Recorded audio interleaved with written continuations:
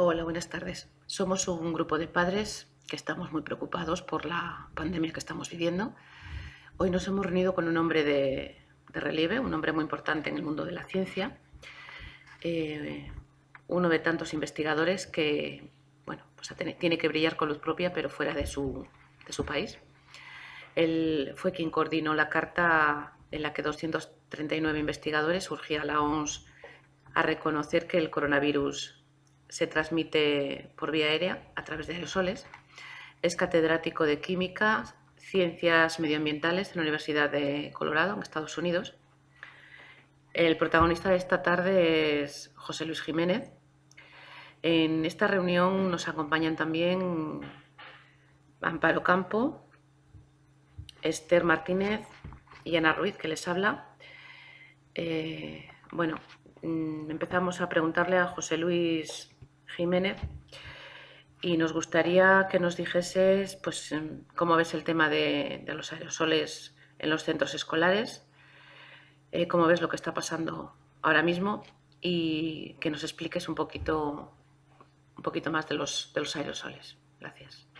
Pues gracias a vosotros por entrevistarme. Y bueno, pues es fácil de entender. Los aerosoles o la transmisión por el aire simplemente es una cosa que se sabe que pasa para otras enfermedades como el sarampión o la tuberculosis o la varicela, y que de las personas infectadas sale como un humo invisible, que son unas partículas que tienen ahí el virus y salen de la persona, y entonces como el humo no se cae al suelo, no se quedan flotando, ¿no? Igual y se dispersan como el humo, ¿no? Entonces estamos acostumbrados a ver cómo pasa esto, y entonces infectan a la otra persona al respirarlas. Uno respira y se deposita en el sistema respiratorio y a partir de ahí pueden iniciar la infección, ¿no? Y nos infectan sobre todo en dos situaciones: cuando estamos hablando con alguien muy cerca, o cuando estamos compartiendo el aire de una habitación, ¿no? Entonces, esas son las dos situaciones donde hay muchos contagios. Entonces, el problema de los centros escolares, pues cuando empezamos a tratar de comunicar en esto, decíamos, bueno, pues ¿qué sitios hay que evitar? Pues hay que evitar sitios donde haya mucha gente durante mucho tiempo, donde se hable, donde la gente esté cerca, si la gente no lleve mascarilla, en sitios interiores, ¿no? Y entonces mucha gente decía, me acaba usted de describir un colegio, ¿no? Entonces, para enfermedades que se transmiten de esta manera, digamos, a través de este humo invisible que se acumula entre cuatro paredes y un techo, pues un colegio en principio es un sitio peligroso, ¿no? Entonces, esto es un problema, ¿no? Entonces, ha habido, o sea, y bueno, y siempre hemos sabido que para muchas enfermedades respiratorias, pues en invierno los niños se contagian en el colegio y luego nos traen el catarro a casa, ¿no? Esto es una cosa que no nos sorprende, ¿no? Entonces, esta enfermedad, la COVID-19, parece que es menos contagiosa en niños, sobre todo en los más pequeños, que para gente mayor, ¿no? Pero eso no quiere decir que no sea contagiosa, ¿no? Y además, uno va a un colegio y dice, bueno, pues es menos contagiosa, pero se lo estamos poniendo muy fácil porque estamos pasando mucho tiempo con mucha gente, hablando tal, y además no estamos ventilando en muchos sitios, que es lo que hay que hacer, ¿no? Entonces esto, al final, casos de contagio en los colegios hay, seguro, vamos a decir, hay estudios que lo demuestran, ¿no? Entonces, se podría, y además hay cosas que se podrían hacer para evitarlos o reducir los contagios y no se están haciendo de forma generalizada, ¿no? Pues, y además no es difícil, ¿no? Si uno piensa, bueno, el contagio por el aire es como el humo. Sale el humo de las personas contagiadas en todo momento. Entonces, ¿qué hay que hacer? Pues, bueno, pues llevar las mascarillas bien ajustadas y pues ventilar en todo momento que haya personas presentes y hacer las cosas que se puede al aire libre, muchas cosas que son gratis, ¿no? Y pues usar detectores como este que tengo aquí, un detector de CO2 que nos dice la cantidad de aire exhalado que hay en un sitio en un momento dado, ¿no? Pues ahora yo tengo aquí 1.200 partes por millón. Esto quiere decir que el 1,5% del aire que estoy respirando lo estoy respirando por segunda vez, ¿no? Es el mío, no me importa, pero si fuera en un sitio con el aire compartido, ya sí que me iría corriendo de allí porque sería peligroso, ¿no? Entonces, y también pues se puede filtrar, y están los filtros SEPA que quitan el virus del aire, y otros filtros que se pueden hacer. Los filtros SEPA funcionan muy bien, lo que pasa es que son caros, ¿no? pero hay otros filtros que funcionan muy bien, que se pueden hacer con un ventilador y que valen 50 euros, y sin embargo esto no se está haciendo de forma masiva. Yo no entiendo por qué, ¿no? Hay un catedrático en la Universidad de Zaragoza, compañero mío del MIT, Javier Ballester, que lo ha demostrado y está tratando de conseguir que las administraciones lo autoricen, que las empresas lo hagan, pero hay unos remilgos que no se entienden, ¿no?, al respecto. Entonces, bueno, pues tenemos una situación donde sabemos que hay contagios, porque no puede ser de otra manera, y cosas que se podrían hacer, pero en la mayoría de los sitios no se están haciendo, ¿no? Entonces, mi impresión desde la distancia, pues es que, bueno, que se ha decidido que los colegios tienen que ser en persona, ¿no? Yo no entiendo muy bien por qué. Y como punto de comparación, pues aquí en la ciudad de Boulder, en Estados Unidos, donde yo vivo, pues los colegios públicos, como donde va mi hijo, que tiene 6 años, pues dijeron que uno podía elegir si quería ir en persona o quería ir por internet, ¿no?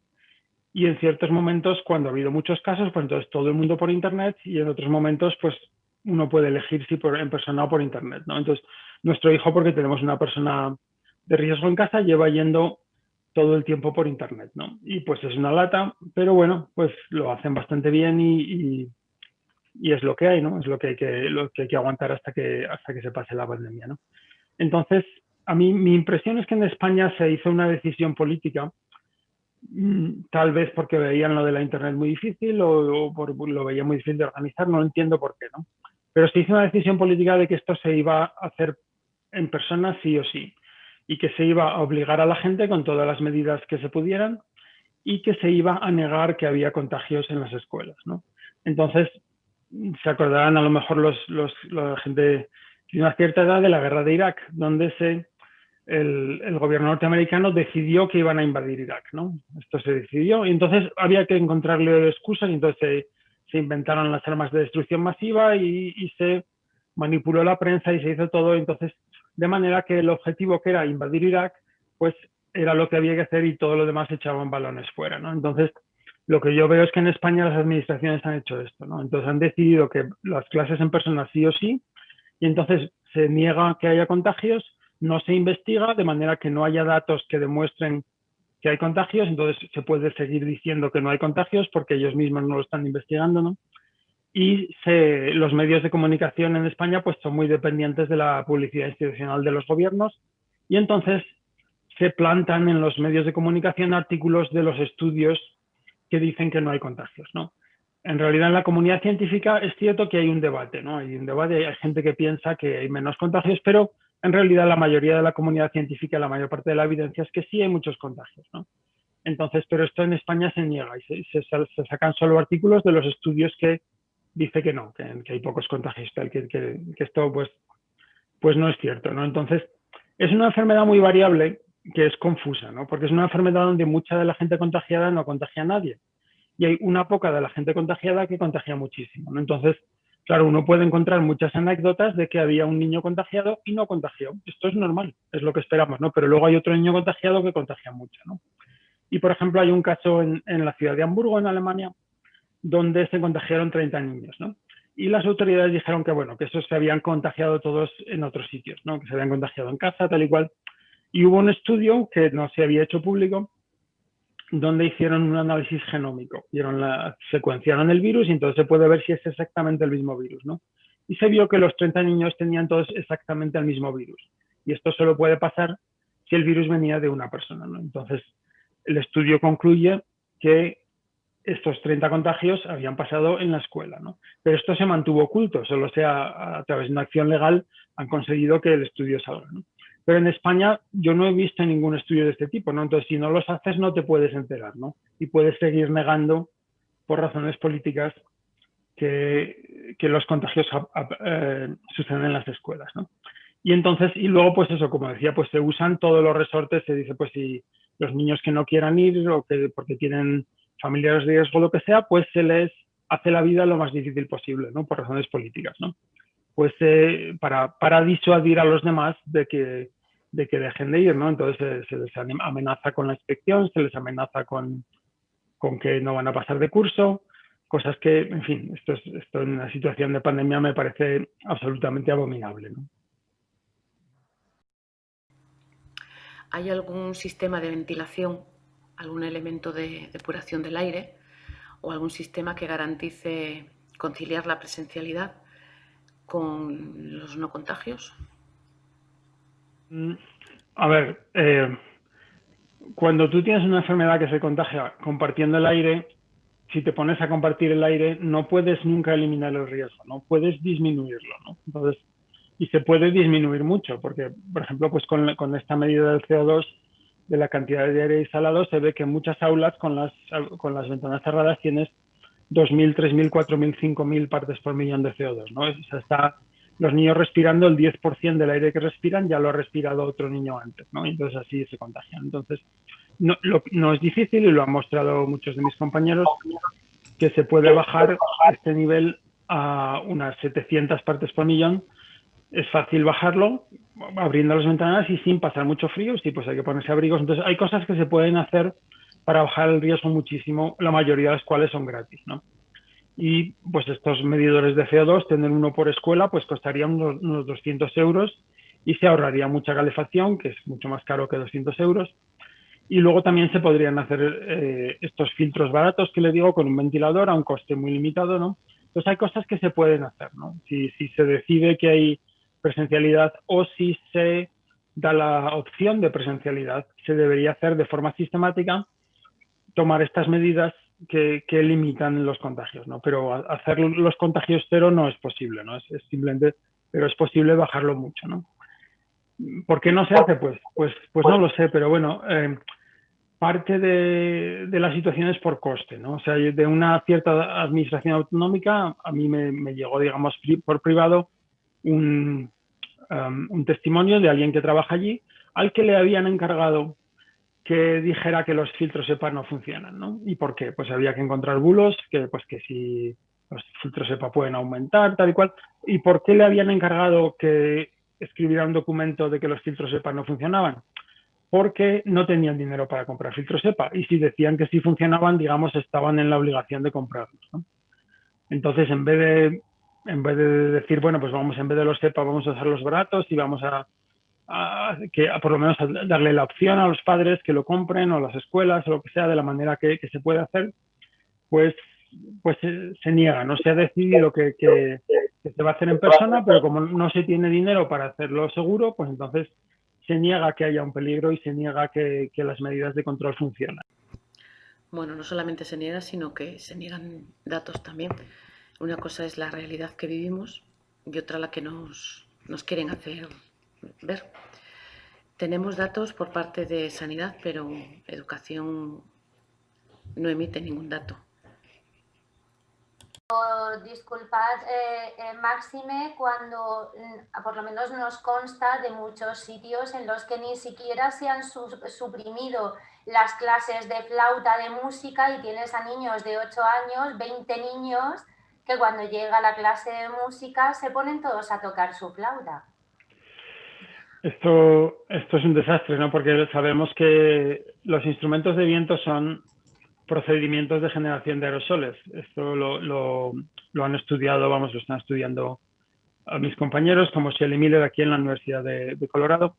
Entonces, esto es muy peligroso, ¿qué le voy a decir? Porque es una forma muy efectiva de aerosolizar la saliva. Entonces, hay un niño infectado y están tocando la flauta, pues es una forma más fácil de infectar a los demás, ¿no? Entonces, y la información está disponible, esto se sabe desde hace muchos meses, ¿no? Entonces, debería haber una circular a nivel nacional que instrumentos de viento no se hagan en sitios cerrados, ¿no? Pero ni cantar, y que nadie se quite la mascarilla al hablar, porque precisamente es el hablar o el cantar, el gritar, los instrumentos de viento los que nos hacen generar mucho más aerosoles y poner mucho más virus en el aire, ¿no?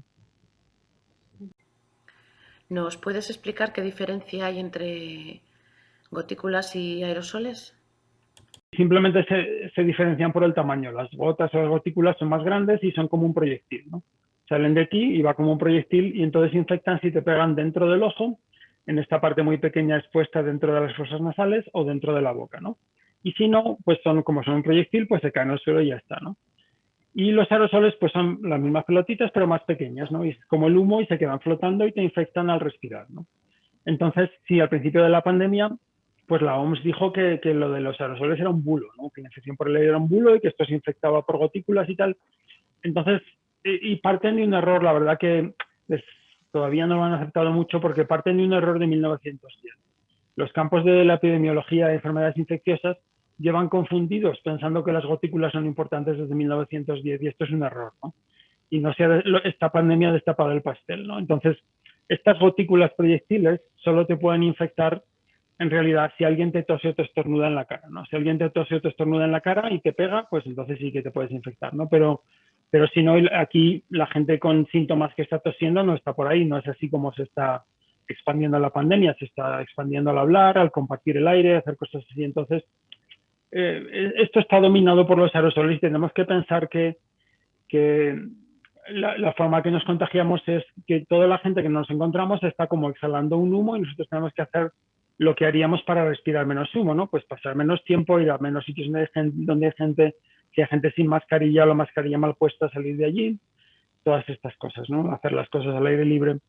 Luego, bueno, por completar, también está el contagio por superficies, que la OMS admite que no tienen ningún caso que estén seguros que sea contagiado por superficies, ¿no? Pero bueno, sí que es plausible, ¿no? Y entonces se sabe que no es, que a lo mejor es un 10%, a lo mejor hay gente que piensa que es el 0% y hay científicos que piensan que es el 10%, ¿no? Entonces hay que seguir lavándose las manos, ¿no? Con frecuencia, y si tocamos cosas, el pomo de la puerta, el botón del ascensor, pues luego lavarnos las manos o usar el gel hidroalcohólico por precaución, por el principio de precaución, y porque también no es el único patógeno que hay, ¿no? Hay otros bichos que se pueden transmitir así, ¿no? Pero vamos, no hay que desinfectar. Yo todavía, no sé si esto todavía se hace, pero no hace mucho me contaban de algún colegio que tenía 3 personas desinfectando por todas partes, pero que ventilar no, y filtros no, y medir CO2 no. Entonces esto es la casa al revés, ¿no? O sea, deberían, esas personas que están limpiando y desinfectando esos productos de desinfección, esto no sirve para casi nada, ¿no? Deberían poner ese esfuerzo en ventilar y en hacer las cosas que quitan el virus del aire, que es como realmente se transmite esta enfermedad, ¿no? Don José Luis, una pregunta. Vamos, entonces, al principio, antes, cuando había un contagio o se informaba de un contagio en clase, se pasaba a cuarentena al principio de trimestre. Teníamos a lo mejor la suerte de que tomaban la opción de poner en cuarentena a los 20 niños. Ahora hace mucho tiempo que si se entera de algún contagio, si ponen en cuarentena es al niño que ha dado el positivo y solo, con suerte, al que ha tenido delante, al que ha tenido detrás, a la derecha y a la izquierda. ¿Usted cree que eso es suficiente o se tendría que poner en cuarentena a toda la clase?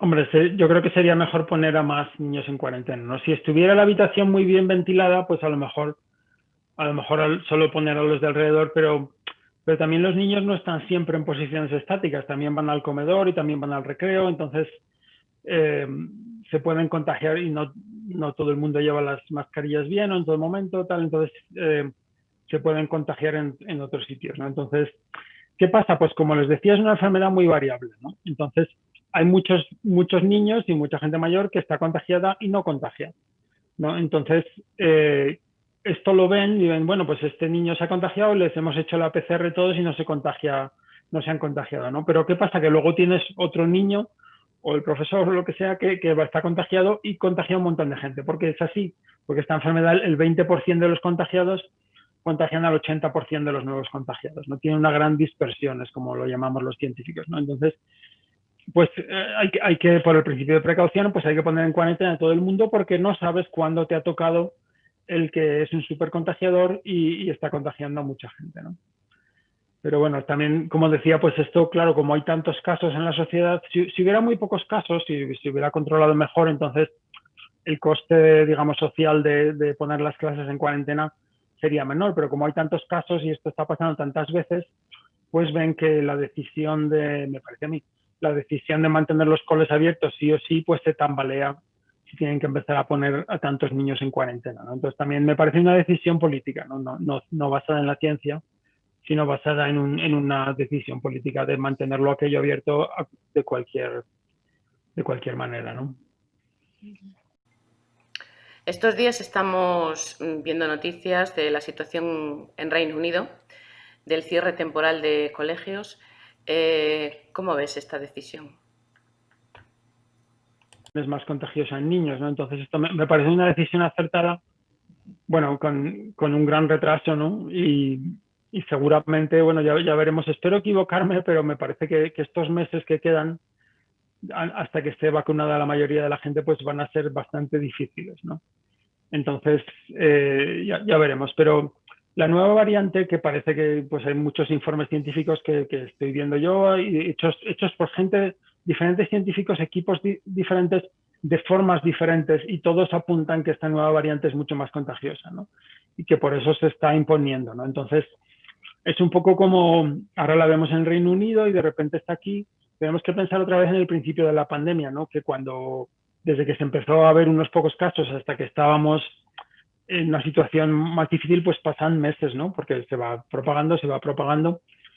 Entonces, la cosa es que seguramente esto va a pasar más rápido de cómo vamos a poder vacunar, ¿no? Entonces, es una situación peligrosa y sabiendo esto, pues, y sabiendo que los niños contagian más con esta variante, por la razón que sea, parece que esto es lo que apuntan los estudios, ¿no? Que queda mucho por confirmar porque se ha hecho muy deprisa, pero hay que tomar decisiones en base a la información que tienes en un momento y en base al principio de precaución, ¿no? Entonces, a mí ahora me parece una imprudencia con esta variante circulando y sabiendo que ya está en España, que se abran los colegios presenciales sin permitir, por lo menos a la gente que lo quiera, hacer la clase por internet, ¿no? Entonces yo creo que una estrategia más inteligente sería pasar los colegios a internet, o por lo menos dar esa opción, que uno pudiera ir por internet si quiere, y esperar y hacer esto hasta que esas personas están vacunadas, ¿no? Buenas tardes. Yo tenía muchas dudas y bueno, pues hay mucha gente que las tiene sobre el tema de la vacuna y me gustaría ver si nos puede aclarar, porque bueno, hay muchas opiniones a favor, en contra, mucho tema de que si bueno, se ha hecho muy rápido, que bueno, pues que otras vacunas necesitan más tiempo, si a los niños sería aconsejable vacunarles. ¿Qué nos puede decir del tema de la vacuna? Bueno, pues lo primero que les digo es que yo no soy un experto en vacunas, ¿no? Yo soy un experto en aerosoles y en transmisión. Entonces, lo que les voy a contar, pero sí que a través pues de trabajar en esto, estamos hablando continuamente con científicos de diferentes tipos y viendo lo que nos dicen. Entonces, les voy a decir lo que muchos científicos me están diciendo, ¿no? Vamos, yo creo que es unánime. No me he encontrado a ningún científico que sepa que dude de la vacuna. Y se ha hecho muy deprisa, pues, pero se ha hecho muy deprisa porque se ha hecho una gran inversión, ¿no? O sea, una vacuna pues lleva, como hemos visto estos meses, una gran cantidad de trabajo, ¿no? Tú tienes que diseñar la vacuna y tienes luego que probarla en animales y luego tienes que probarla en unas pocas personas para ver que es segura, y luego la vas probando con más gente. Entonces, y luego, ¿qué pasa? Pues con una enfermedad que tiene poca prevalencia, pues es muy difícil de probar. Por ejemplo, en China, pues una vez que extinguieron la epidemia, no la podían probar porque vacunas a la gente y no sabes si los que tienen la vacuna o los que tienen el placebo se contagian, porque nadie se contagia, ¿sabes? Entonces pero por ejemplo, para otras enfermedades, pues puede pasar esto, ¿no? Pero aquí, en Estados Unidos o en Europa, como hay tantos casos, pues es fácil probar las vacunas, ¿no? Y se ha visto que son extremadamente eficientes, ¿no? Y pues se ha invertido, o sea, lo que a veces no nos dicen, pues se han invertido no sé cuántos miles de millones de dólares o de euros, pues esto a veces no nos cae en la cabeza, pero se ha hecho una inversión en vacunas que es muchísimo más grande de lo que se haría normalmente en otras enfermedades, ¿no? Muchas enfermedades cuesta mucho tiempo, pero porque se invierte muy poco, porque no se le da una prioridad, ¿no? O sea, cuando realmente una enfermedad ha sido una prioridad, pues como fue la viruela o la polio, pues se desarrolló una vacuna bastante deprisa, ¿no? Pero otras enfermedades, las enfermedades que solo afectan al tercer mundo, pues estas enfermedades muchas veces no se invierte nada y puede costar 50 años, ¿no? Porque es muy poca gente la que tiene con muy poco dinero para hacer un trabajo que al final es muy complejo y muy difícil, ¿no? Entonces las vacunas, las que se han aprobado y tal y cual, pues son seguras, y además hay otras vacunas que son de un virus atenuado o algo así, que es el virus realmente de la enfermedad, pero es el virus atenuado, y entonces pues puede asustar un poco más, aunque de la misma manera están probadas. Pero las vacunas, esta es la de Pfizer o la de Moderna, no tienen un microorganismo, tienen un fragmento del ARN mensajero que simplemente te lo enchufan y entonces las células dicen, ah, pues este me está diciendo que crea la proteína y crean la proteína del virus, pero solo la proteína, no crean el resto del virus. Entonces, no causan, o sea, entonces esto te crea una inmunidad sin tener ninguna posibilidad de que tenga, de que cause una infección, ¿no? Y luego, pues además, se me dio santo cielo, no sé qué más iba a decir, pero vamos, sí, vamos, a mí me parece que la evidencia es abrumadora, que son seguras, los datos son espectaculares, o sea, cuando ven a la gente que le han puesto la vacuna y el placebo, se ve que a partir de los 10 días los que tienen la vacuna ya no, casi prácticamente no se contagian y los que tienen el placebo se siguen contagiando.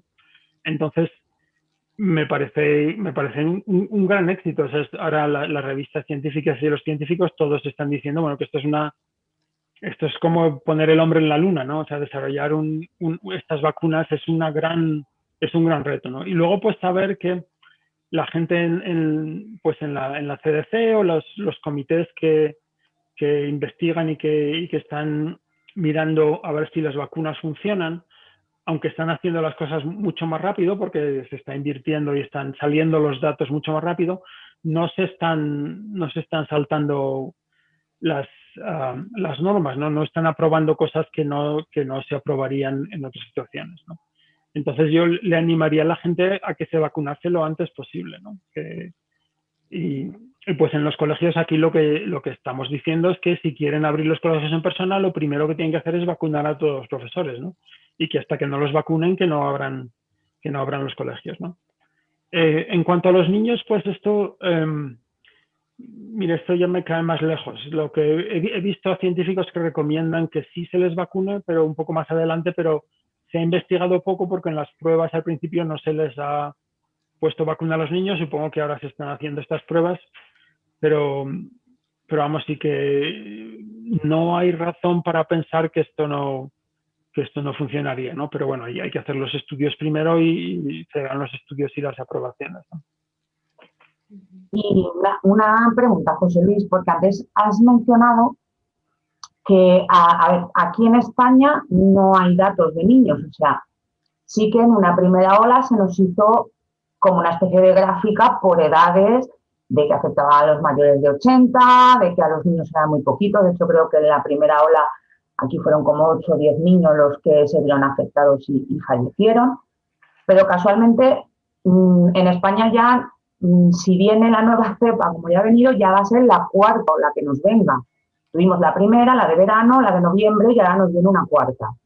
En las tres últimas, incluyendo esta cuarta, no se nos da datos, no se nos desglosa por edades. Sí que, por ejemplo, hace 2 o 3 días nos llegan noticias de que han fallecido un niño de 3 años en Asturias, creo recordar, y un niño de 12 años también en País Vasco, pero además los dos sin patologías, ninguna, o sea, y sobre todo el de 12 años, prueba PCR negativa, tal, pero todos los síntomas de ser como un post-COVID, haberlo pasado asintomático y después pues haber desarrollado el síndrome de multisistémico, inflamatorio, no sé cómo se llama en los pequeños. Entonces, sí que has mencionado que hay en otros países que sí que se hacen estadísticas. Entonces, aquí en España esa información no la tenemos, porque claro, esa información no nos llega. ¿Qué estadísticas o qué porcentajes se barajan en otros países o en Estados Unidos de niños, por ejemplo, ingresados en hospital convencional, en UCI y de fallecidos? Bueno, esto como les decía, la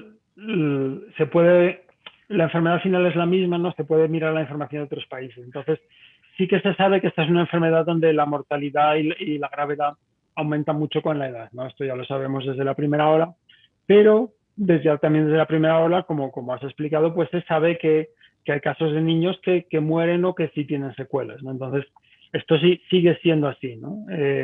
Entonces, claro, cuando la enfermedad, si la consigues controlar y los casos son pocos, la probabilidad de que haya un niño que se muera es muy baja, ¿no? Pero cuando tienes los casos desbocados, como lleva en España ya desde septiembre, ¿no?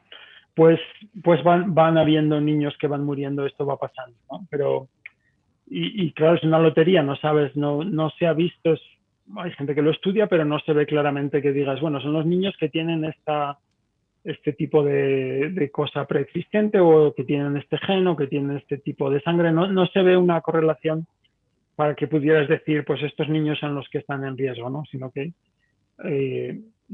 pues no se sabe bien, ¿no? Entonces, pero bueno, desde el punto de vista de la sociedad, pues la probabilidad, si tú tienes un hijo de que se contagie y se muera, es baja, ¿no? Porque es una enfermedad que, al contrario que el abuelo, si el abuelo pilla la COVID, pues la probabilidad de que se muera es muy alta, ¿no? Esto sigue siendo así. Pero el papel de los niños, digamos, desde el punto de vista pandémico, es como propagadores, ¿no? Que si va un niño infectado a la escuela y contagia a otros 10 y no te das cuenta porque tiene muy pocos síntomas, muchos brotes pues pasan, entonces, y esos niños luego contagian a su familia, como hay muchos casos que se ven, y pues esto acaba llegando a las personas mayores y luego pues a las 3 semanas de un brote que no te has dado cuenta en la escuela, pues llegan 2 o 3 personas mayores al hospital o las que sea y no sabes, pues no saben, no se han contagiado o se ha contagiado en el bar o se ha contagiado en casa, pero no sabes que esto viene de la escuela, ¿no? Entonces las escuelas como caldo de cultivo de la transmisión es lo más peligroso, en mi opinión. Sí, pero aquí ten en cuenta que, por ejemplo, en la localidad donde yo vivo, llegamos a un 1.300 infectados por cada 100.000 habitantes en noviembre. Las escuelas seguían completamente abiertas. Se nos seguía negando la presencialidad, o sea, el hacerlo desde casa. Teníamos que ir allí sí o sí.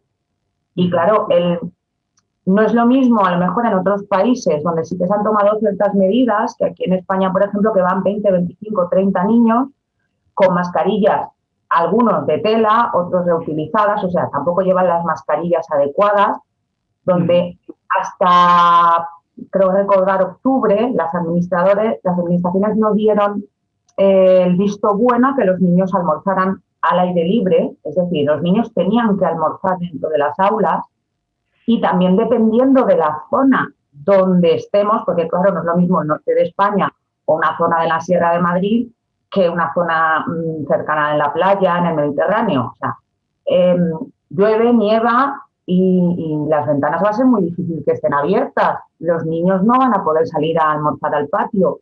Y aquí hay administraciones que nos dicen que los filtros de paz son perjudiciales. O sea, aunque los padres los quieran pagar de su bolsillo, se les niega porque son perjudiciales, según ellos. O sea, no dejan ni que los pague la AMPA, ni deja que los padres de la clase, que a lo mejor pues un filtro que te vale 200 euros o 300 entre 20 padres es asumible. Lo de los filtros EPA es criminal. Eso es directamente, eso es un crimen, ¿no? Pero decir que, y además la ciencia lo demuestra, esto que decir que son perjudiciales es un bulo. Entonces, claro, esto luego crea falta de confianza, ¿no? Cuando las administraciones, para justificar unas decisiones políticas y para justificar no gastarse un dinero que no tienen, mienten descaradamente y nos contradicen a los científicos. Entonces esto, claro, cuando luego dicen que hay que vacunarse, la gente dice, bueno, en esto están mintiendo también. Entonces esto es un gran problema, ¿no? Que cuando las administraciones se ponen a mentir, pues entonces se cargan, lo que no se dan cuenta es que se cargan, es una victoria táctica, pero una derrota estratégica, ¿no? Se cargan la confianza de la población. Y entonces la población luego no sabe qué creer de lo que dicen las administraciones o qué creer de lo que dicen, lo que oye por la internet o por el WhatsApp, ¿no? Entonces esto es un desastre, ¿qué le voy a decir?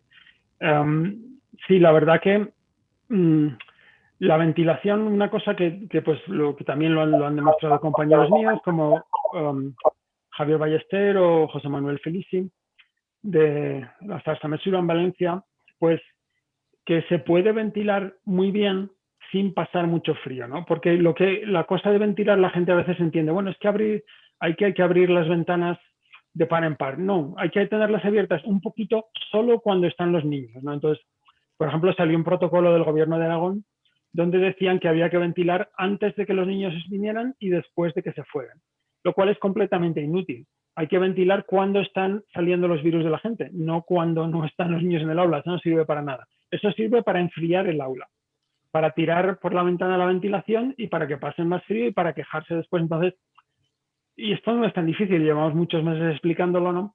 Entonces, lo que se debería hacer es tenerlo cerrado, excepto cuando están los niños y se abre un poquito, ¿no? Y se ve, pues, como las pruebas que ha hecho Javier Ballester, pues dependiendo del aula, ¿no?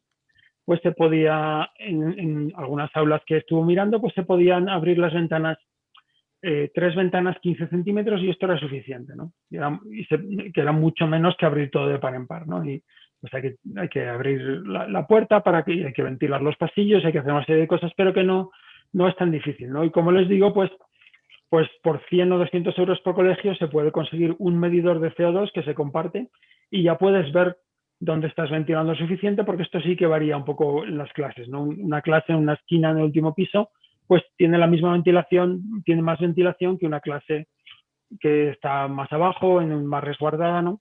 Y un día con viento, pues hay más ventilación y puedes abrir menos, ¿no? Y un día que está el aire muy calmado, tienes que abrir un poco más, ¿no? Lo normal vamos, no, ya sé que no le sorprende a nadie cuando digo esto, pero cuantificarlo es muy útil, ¿no? Los medidores de CO2 son muy útiles. Entonces, esto, la verdad que es una combinación muy mala, ¿no? Esta decisión política de que se abre sí o sí, a la vez de no tener dinero para hacer ninguna medida y negar que las medidas funcionan, simplemente porque no las puedes pagar. Esto es una combinación muy peligrosa, ¿no? Y vamos, yo estoy seguro que esto es en parte de porque la epidemia está siendo muy difícil de controlar en España, ¿no? Porque los centros escolares pues son un sitio donde hay bastante transmisión, ¿no? Y pues a lo mejor no tan desbocada como en otros sitios como los adultos, pero al final una epidemia, la cosa es que hay que parar las vías de transmisión, si no pues va por los niños y luego pues de un brote en un colegio pues se infecta más gente y luego pues se sigue infectando de la manera como es este virus, ¿no? Que es bastante contagioso, ¿no? Si no, ya lo habríamos controlado. Sí, porque aunque no es tu especialidad, pero aquí a nosotros en España nos llamaba mucho la atención que, como decía antes Esther, no solamente que de aislar a toda la clase si surgía algún positivo, se pasara a aislar a 3 o 4, ¿vale? Luego nos llamaba mucho la atención que estos niños, por ejemplo, se aislaba a los 20 de la clase, a los que se le hacía una PCR rápidamente, pero a los 10 días, porque aquí se redujo de 15 a 10 días, se les volvía a llevar otra vez al centro escolar, o sea, ya tenían que volver a entrar porque era una orden de sanidad o de quien la diera, sin realizarles ninguna otra prueba. Entonces, claro, no es tu especialidad, pero claro, ¿qué opinión te merece a ti esto? Porque a nosotros nos parece un poco descabellado. Se puede haber escapado algún positivo por ahí y seguir el ciclo. Bueno, o sea, 10 días no está mal si lo hicieran de forma generalizada, ¿no? Pero sí que me parece, estoy de acuerdo que habría que hacer más pruebas, ¿no? Porque hay pruebas de antígenos, pruebas PCR, diferentes tipos de pruebas. ¿Qué pasa? Pues me parece que también se hacen decisiones políticas debido al coste, ¿no? Las pruebas PCR pues cuestan un dinero, entonces, y como una situación desbocada que hay tantos casos, pues se prioriza y entonces en sitios donde se deberían hacer pruebas y sitios y situaciones donde sí se deberían hacer pruebas, pues no se hacen, ¿no? Entonces, pues bueno, es parte de lo mismo, ¿no? O sea, se ha decidido que vamos a ir en persona sí o sí, y lo demás pues se hace como se puede, ¿no? Como permiten los recursos y si no se puede más, pues bueno, pues entonces la prioridad de que los primeros que hay que aislar son los que están cerca y hay que hacerles la PCR y por lo menos 10 días. Todo esto son cosas correctas, lo que pasa que no son suficientes, ¿no? Y si nos hay la británica, evidentemente, a ver, con las noticias que nos llega, les afecta mucho más a los niños. Tampoco sabemos qué secuelas tiene esta enfermedad en los niños. O sea, a ver, es que, por ejemplo, aquí, por ejemplo, ha salido la consejera de Sanidad a las 10:30 anunciando una serie de medidas Continúan los cierres perimetrales de provincias, de comunidades, cierre de la hostelería a partir de las 8 de la tarde, si no recuerdo mal, y actividades esenciales. Y una de las preguntas de los periodistas ha sido el qué pasa con los centros escolares si se plantean, por lo menos, como mínimo, retrasar la vuelta a las aulas. La respuesta ha sido que no. La respuesta ha sido presencial. Ya no solo, creo que era hasta segundo de la ESO, ya entran EGB, o sea, primaria, secundaria, FP, universidades, todo presencial a partir del día 7 de enero, o sea, justamente el día después de Reyes. Pues, ¿qué le voy a decir? Me parece una barbaridad, pero con la de casos que hay, con la cepa británica por ahí, y no dar la opción de otra manera, ¿no? Yo tengo la suerte de estar aquí donde mi hijo tiene la opción de ir por internet. Si yo estuviera allí, mi hijo seguro que no iba presencial, ¿no? Entonces, y luego pues uno se las arregla como pueda, ¿no? Si hay alguna forma de hacerlo por internet con alguna otra entidad o lo que sea, o lo hacemos en casa o lo que sea, pero en fin, claro, está la cosa, y tengo compañeros que lo dicen mucho, que claro, que los niños no vayan al colegio de forma presencial pues les afecta mucho en la educación. Esto es verdad, ¿no? Que la escuela es muy importante para los niños, ¿no? Pero tener padres vivos y sin secuelas y abuelos vivos y sin secuelas también es muy importante para los niños, ¿sabes? Luego, si se muere gente importante de su familia, pues esto también es una cosa que les afecta muy negativamente, ¿no? Entonces, me parece una mala decisión y bueno, supongo que es una cosa política, ¿no? Y que deben tener mucha presión, porque si, por ejemplo, el gobierno de Aragón dice que lo retrasa, pues de repente el País Vasco y Castilla todos tienen la presión, oye, que estos dicen una cosa. Entonces yo creo que a lo mejor pues se ponen todos de acuerdo, bueno, no, esto es lo que vamos a decir y vamos a mantener todos la línea, porque si retrasamos se nos cae es como un castillo de naipes, ¿no? Y si admitimos aquí un poco, se nos cae el castillo de naipes y no hay forma de volver a conseguir que Pero todo hay vaya de forma presencial. una comunidad que sí que se ha desmarcado, que es Cataluña. Cataluña sí que lo ha retrasado al día 11. ¿No? Por Pues ahora. Hasta el día 11. Por ahora sí, al día 11, del 7 al 11, para ver la evolución de Nochebuena, Nochevieja, y según vayan los casos, pues ya decidirán si el día 11 se vuelve o si lo retrasan un poco más. Pues esto me parece una medida muy inteligente. Bueno, no lo sabía, pero me parece una medida inteligente porque, vamos, yo no he estado allí, pero por lo que se ve, ha habido todavía muchas reuniones de Navidad y de Nochevieja y tal y cual, y que son, pues eso, sitios cerrados, hablando fuerte, con el alcohol, te quitas la mascarilla, compartiendo el aire. Entonces, y con tantos casos en la población, lo normal es que en enero haya un pico, ¿no? Entonces, me gustaría equivocarme, ¿no? Pero yo creo que habrá un pico. Lo que no sabemos si será un pico modesto o un pico espectacular, ¿no? Entonces, sería bueno esperar, si es un pico que es muy grande, pues no meterlo en la escuela y amplificarlo, ¿no? Entonces sí que me parece una medida inteligente y pues ojalá lo copiasen las diferentes comunidades, ¿no? Sí, porque además hay comunidades como la mía que muchas de las actividades navideñas, hay otras comunidades que sí han suspendido todas las actividades públicas navideñas, pero por ejemplo en la mía no las han suspendido. Entonces, encendido de luces de tal y las calles abarrotadas, encendido de no sé qué, pues también. Y de hecho hoy yo he encontrado una publicación de 20 minutos que se ha aventurado a decir que antes lo leo literalmente, aumenta la tasa de niños con COVID-19, han pasado de representar el 1% en la primera ola al 12% en esta. Y eso que en los niños no se detecta, ¿no? Porque si hay muchos niños que no tienen síntomas y tal, no se les hacen las pruebas, ¿no? O sea, si hay una persona muy mayor que tiene la COVID, es raro que no lo pilles, ¿no? Porque van a tener síntomas, aunque no se mueran, van a tener síntomas y lo vas a detectar, ¿no?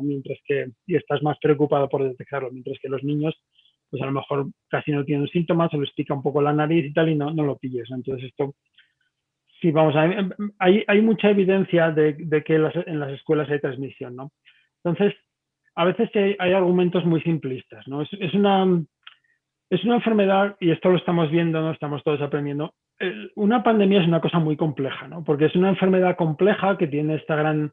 Mucha gente no contagia, otra gente sí, y que contagia de una manera muy... Tienes que fijarte en los detalles de la situación. Y luego, pues, la evolución en un país o en una ciudad tal, pues depende de muchas cosas, ¿no? Depende de los colegios, depende de los bares, depende de los hospitales, depende de si tienes suerte, de si tienes una boda donde de repente se contagian 200 y van por ahí, o si esto no te pasa, ¿no?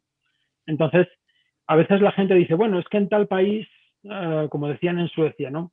En el verano decían, es que no llevan mascarillas y no se contagian, ¿no? Bueno, porque habrían tenido suerte y porque es un país donde mucha gente vive sola, donde tiene bastante espacio, ¿no?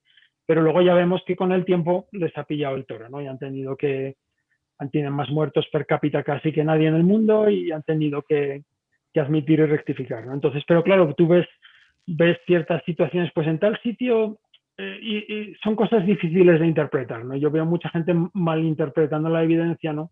Y esto es una cosa que, o sea, en la ciencia, ya estamos viendo la ciencia trabajar en tiempo real, pues en la ciencia tú haces estudios individuales y vas viendo, pones tu granito de arena y luego se mira desde arriba, ¿no? Se miran todos los estudios y dices, a ver, de estos estudios que has hecho, ¿cuáles son los más creíbles? Y siempre tienes una situación donde hay unos estudios que dicen A y otros que dicen no y otros que dicen tal y tú tienes que hacer como la media, ¿no? Entonces, cómo funciona la ciencia y cómo funcionan los medios de comunicación, pues para una situación de crisis como esta no cuadra muy bien, ¿no? Porque los medios de comunicación cogen los estudios individuales y dicen sale esto, y confunden a la gente, porque la gente dice, bueno, han dicho que sí y este otro dice que no, y ahora este dice que sí, entonces, ¿qué es, no?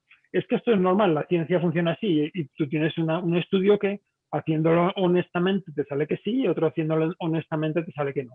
Y luego tienes que ver todos los estudios como científico y estas revisiones, digamos, es cuando pues acabas viendo por dónde van los tiros, ¿no? Entonces, esto confunde mucho porque la gente, pues eso, ves un estudio y dices, pues tal, y te quedas con eso grabado en la cabeza, pero a lo mejor solo era un estudio, ¿no? Entonces, y como decía, lo que me parece que se está haciendo en España, pues de los estudios que salen de escuelas, hay muchos que sale que sí hay contagios y hay algunos que sale que no. Están hechos honestamente y les salió que no, ¿no? Pero se amplifica en los medios de comunicación solo los estudios que sale que no, por una cosa política, ¿no? Entonces, por una razón política para decirle a la gente que no hay transmisión, ¿no? Pero a la vez esto hace que precisamente no se tomen las medidas, ¿no? Porque si se dijera, bueno, vamos a ir de forma presencial porque es importante para los niños y es importante para la sociedad, pero vamos a hacer todo lo posible para limitar los contagios, ¿no? Vamos a ventilar, vamos a aprender cómo ventilar, vamos a comprar medidores de CO2, que además esto tendría un coste muy pequeño, aprender a ventilar y hacerlo bien. Esto estamos hablando de unos pocos millones de euros y todos los colegios de España podrían tener un medidor de CO2, ¿no? Y cosas de estas, ¿no? Y con los ventiladores, los filtros de ventilado barato también se podría hacer por un coste bastante bajo, ¿no? Entonces, al final es que están atrapados en su propia mentira, ¿no? Bueno, es que en mentira estamos desde el principio, desde el minuto 1, porque todo se ha ocultado, se han dicho datos totalmente erróneos.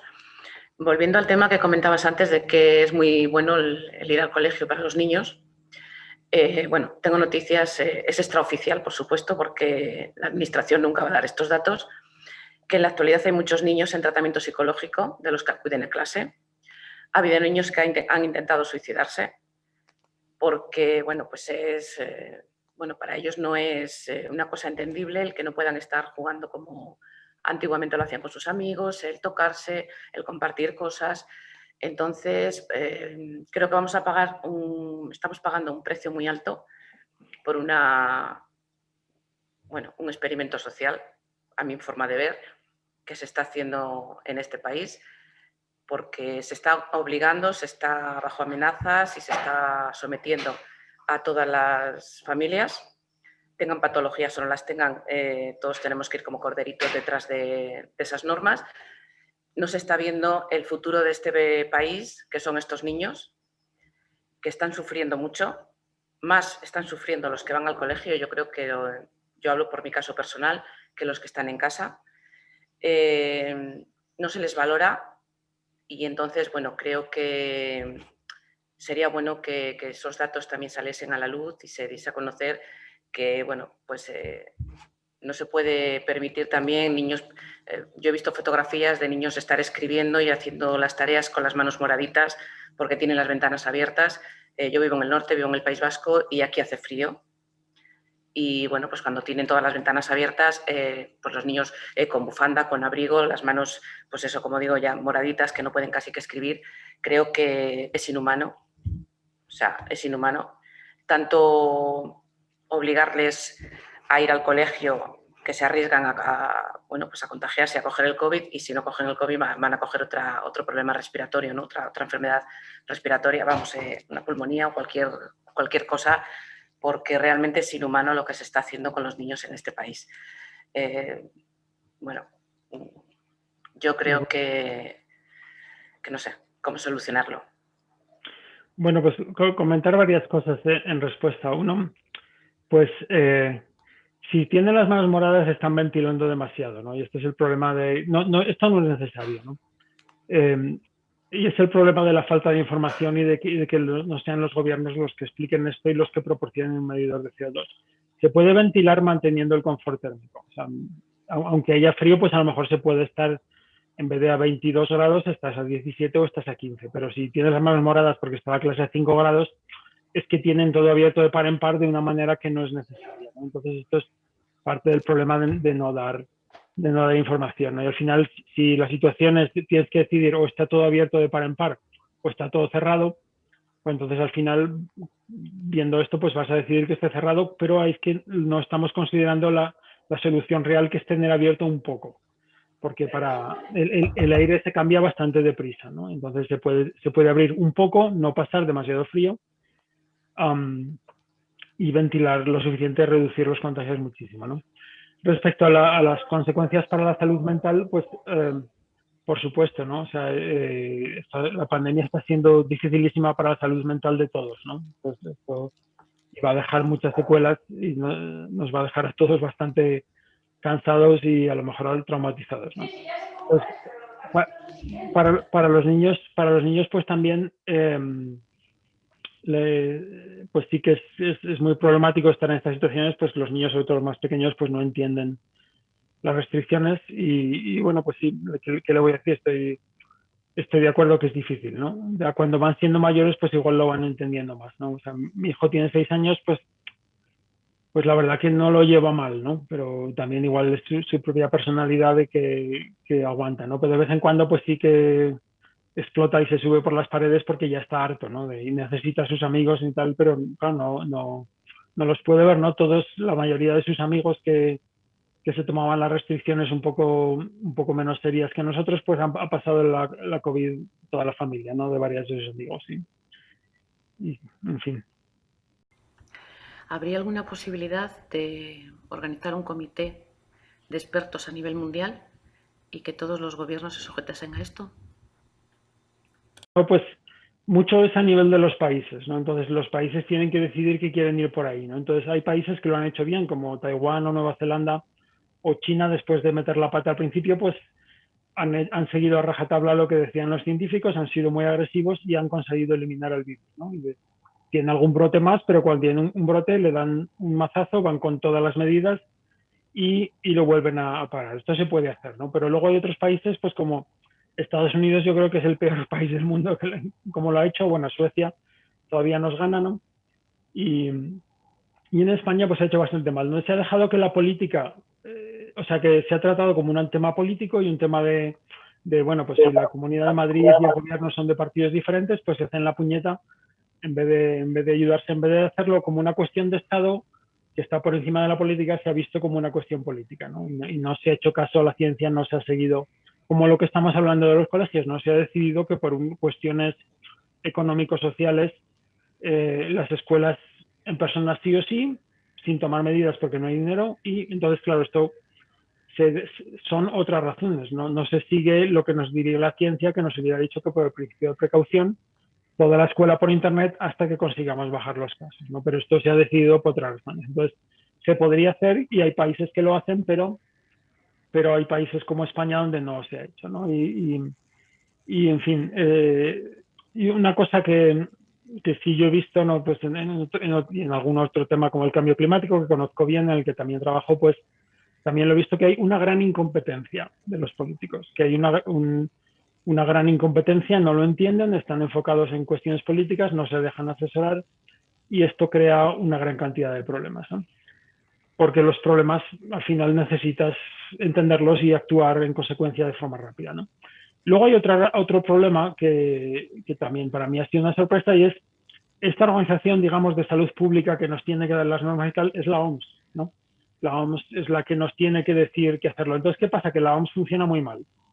Esto es una pena, es una organización muy importante, pero no es una organización que se haya mostrado flexible y capaz de digerir la nueva ciencia y de digerir los errores y de actuar en consecuencia. Y que además se ven muy atados porque todo lo que dicen tiene que ser factible en todos los países del mundo, incluyendo el más pobre. Entonces, pues les costó muchísimo decir que las mascarillas eran necesarias y parte era porque qué pasa en los países donde no hay mascarillas, ¿no? Pues lo que pasa es que al no decírselo tiene muchos más casos y está mucho peor, incluso en ese país pobre y en los demás, ¿no? Entonces, yo lo he visto con esto de los aerosoles, pues están atascadísimos en un error y no aclaran, no lo explican. Dijeron que la transmisión por el aire era un bulo y no se han desdicho. Dicen que la ventilación es muy importante, pero no les dicen por qué, ¿no? Entonces es un doble problema, ¿no? Porque si la OMS hablara más claramente, si tuviéramos a diferentes... Es una organización muy importante, pero las personas que están allí lo están haciendo mal, ¿no? Si tuviéramos otras personas que fueran más inteligentes, más decididos, pues esto obligaría a los gobiernos, ¿no? Porque los gobiernos no pueden ignorar a la OMS, ¿no? Si la OMS sale y dice algo, pero es una combinación de la OMS que funciona mal y los gobiernos que además pues hacen decisiones por cosas que no son motivos de salud, ¿no?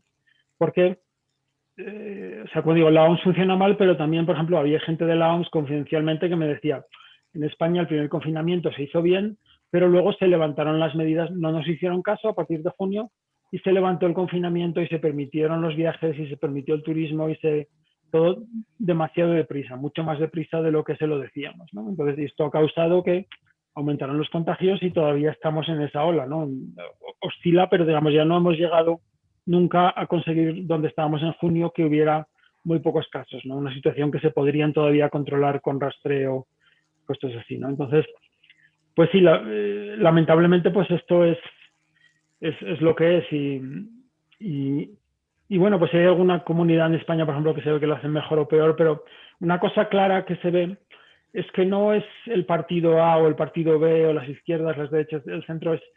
Hay algunos políticos competentes que son competentes y hay muchos que son incompetentes y da igual de qué partido sean, ¿no? Porque al final es la lógica del político, ¿no? Yo tenía un tío que trabajaba en una diputación directamente para un político y me decía, esto pues debía ser en 1980 y algo, yo era joven cuando vivía en España y yo muy ingenuo pensando que la democracia era la solución a todos los problemas, ¿no? Y me decía, mira, Luis, los políticos tienen tres prioridades. La primera es yo, mi sillón.